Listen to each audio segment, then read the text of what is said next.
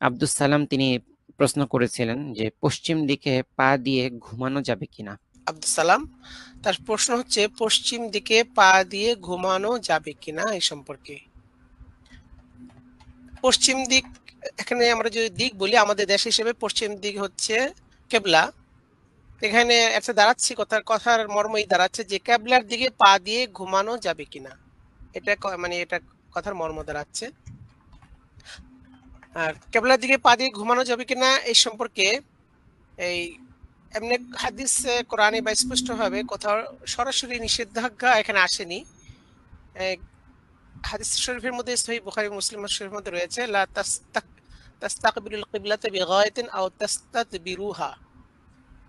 তোমরা কিবলার দিকে পিঠ করে অথবা কিবলার দিকে মুখ করে, কিবলার দিকে মুখ করে অথবা কিবলার দিকে পিঠ করে ইস্তিনজা করবে না।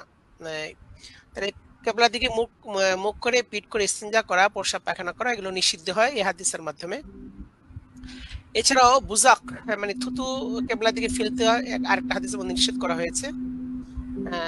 এর মাধ্যমে কিন্তু কেবলার একটা ইহতিরাম বা সম্মান মুমিনের অন্তরে থাকায় এটা প্রমাণিত হয়। এর থেকেই ফুকাহে কেরাম এখানে একটা সূত্র বের করেছেন, এটা যে কেবলা এটা আমাদের সম্মানের স্থল এবং এটা শেয়ার ইসলাম। এই জন্য ইচ্ছা করে কেবলার দিকে পা দিয়ে না ঘুমানোটাই উচিত। এই সম্পর্কে ফাতোয়া হিন্দিয়ার কিতাবুল কারাহিয়া এখানে সেখানে বলা হয়েছে। আচ্ছা, সেটার মধ্যে এভাবে বর্ণিত হয়েছে যে আমাদান, হ্যাঁ, ঘুম, অর্থাৎ ইউকরাহু, হ্যাঁ, আয়ানামা ইলা ইয়াকরাহু আইয়ুকাদ্দিমা রিজলাইহি ইলাল কিবলাতি আমাদান। আচ্ছা, ফতোয়া হিন্দির মধ্যে এরকম আছে যে ওয়াইকরাহু মাদ্দুর রিজলাইনি ইলাল কাবা। আচ্ছা, এটা রয়েছে পঞ্চম খণ্ড 319 পৃষ্ঠার মধ্যে। এখানে বলা হয়েছে যে কাবলার দিকে উভয় পা ইচ্ছা করে দেওয়া এটা মাকরুহ।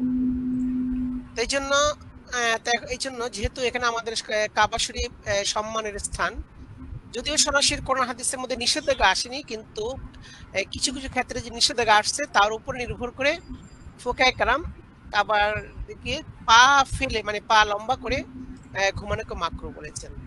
তবে এক ক্ষেত্রে, যেটা যেমন যে অসুস্থ যিনি, তিনি দাঁড়ায় নামাজ তার পড়ার হুকুম, তিনি দাঁড়ায় নামাজ না পড়লে বসে পড়বেন, এবং বলছে বসে পড়ার যদি তার ক্ষমতা না থাকে তাহলে শুয়ে নামাজ পড়বেন। তার ক্ষেত্রে ইমাম আবু হানিফা মালিক রাহমাতুল্লাহ বলেছেন যে কিবলার দিকে পা দিয়ে সে শুয়ে ইশারা করে নামাজ পড়বে। তো এই ক্ষেত্রে সে, তার জন্য এই হুকুম, এটা আলাদা একটা বিষয়।